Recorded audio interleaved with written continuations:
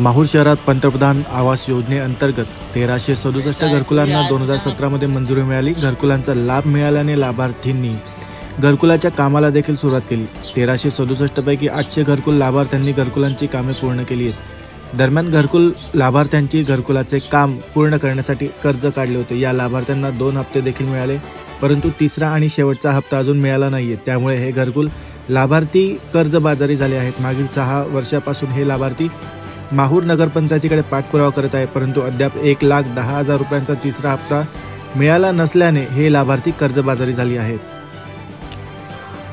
27 डिसेंबर 2017 पासून माहूर नगरपंचायतकडून घरकुल पंतप्रधान आवास योजनेचा घरकुल बांधकामाचा कार्यारंभ आदेश देण्यात आला आणि 2017 पासूनच लाभार्थ्याने जे बेघर होते त्यांनी घराचं कच्चं बांधकाम पाडून पक्के बांधकामाला त्यांनी सुरुवात केली। पण पहिला हप्तासुद्धा यायला खूप विलंब झाला आणि लोकांनी कर्जबाजारी झाली आणि आपलं बांधकामाला सुरुवात केली।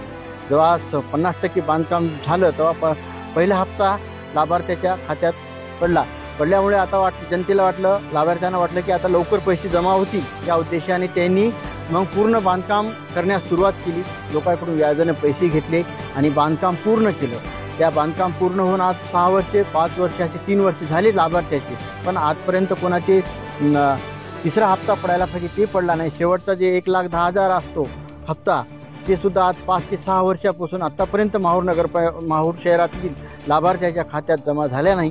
कर्जबाजारी झाले आणि त्या कर्जापायी बरेचसे त्यातले 10%, 5 ते 10% लाभार्थी हे मृत्यू पावले। काय मागणी आहे?